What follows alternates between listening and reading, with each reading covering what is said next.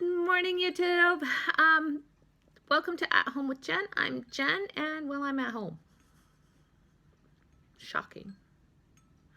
Okay, so I'm changing up the way I'm doing vlogs. I'm just gonna make one straight vlog each day and then post it.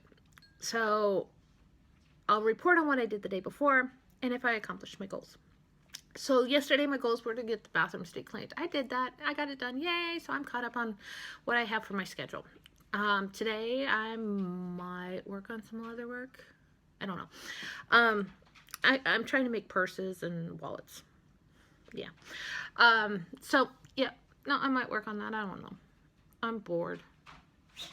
So maybe that'll alleviate the boredom. But yeah. I want to know what you guys want to know. What do you want me to talk about? I mean, like, I want to talk about my garden preparation stuff, but I can't do anything right now. It's 30 degrees outside, and it's supposed to be in the 20s tomorrow for the high. Like, 23 is the high. I can't even prep my seeds yet because my last frost date is May 28th, which means that technically I don't have to, I don't need my peppers in until the middle of March.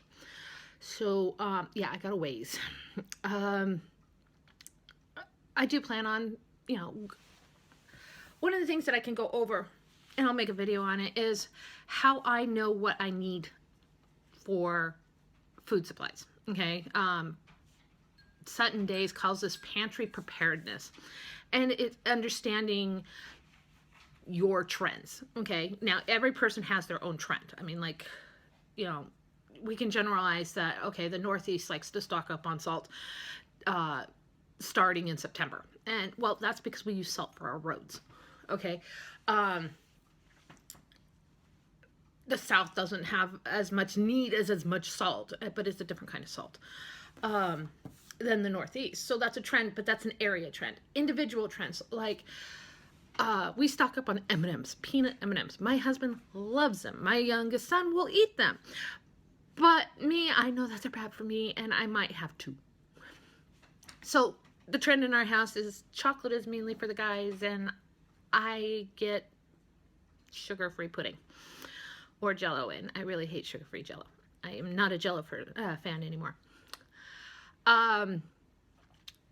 So, track your own trends, your each individual trend in your family. Each person has their own likes and dislikes, and know how to stock up on them so that you're not running out at the last minute to pick up whatever. My kids think it's ironic that whenever I use a Worcestershire out of the fridge, there's another one sitting in the pantry. Okay, I know that I go through it quickly enough that it's not going to go bad sitting on my pantry. Okay, plus it's sealed. Okay, keeping that backup, that spare, always works well. I mean, we keep spare tires in our cars for a reason, right? Why not keep a spare ketchup, or that spare jar of mayonnaise that you may use? But you don't need to do the big gallon one. You can just do the little one.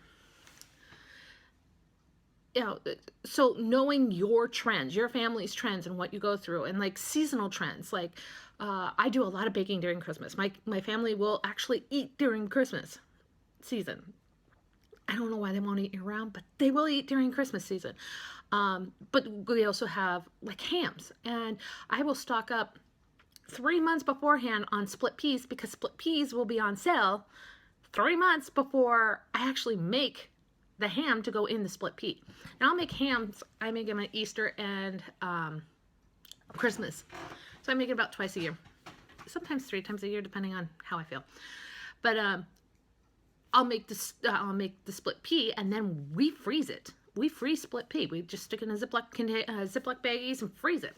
But this year I want to can it. I want to can the soup because it's easier. Because when I go to defrost the split pea, it takes 3 days to defrost split pea soup because mine's thick. So yeah, it's knowing your trends, knowing how you go through this food and how you're going to use it and that kind of thing. I want to go through that, and I'll make a little series on it. It's really easy. It's an organizational thing, and it's really easy to organize, to understand. One way that I can tell you to help keep track of your trends is when you go grocery shopping. Either keep the grocery list, if the little code thingies that they use to tell you what it is, or I actually have a grocery list. I actually have a piece of paper that has like columns on it that says, meats, dairies, produce, that kind of thing, sitting on it. And then I mark off what I want and what I got. And then I keep those, and I look back and I put the date of the shopping, and we shop on Sundays. So I know that on week 24, we got whatever. But on week 2, we got something totally different. It keeps track of our trends and the way that we go through food. Just makes it more expedient. You can use this to reduce your grocery bill, because you'll know when you start to see that trend, oh, I'm going into this season, I'm going to need this. And it goes on sale, a few weeks beforehand. As long as it's not going to spoil and is still within that good range, or how to vacuum seal it or can it or some way of preserving it to keep it to that range, you can buy it and save yourself some money. It'll cost you a little time, to preserve it, to store it, whatever.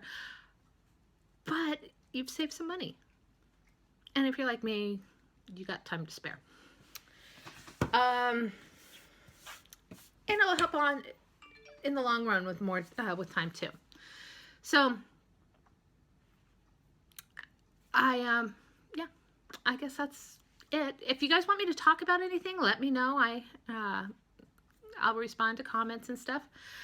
So please like, subscribe below, and I'll talk to you later. You guys have a great day.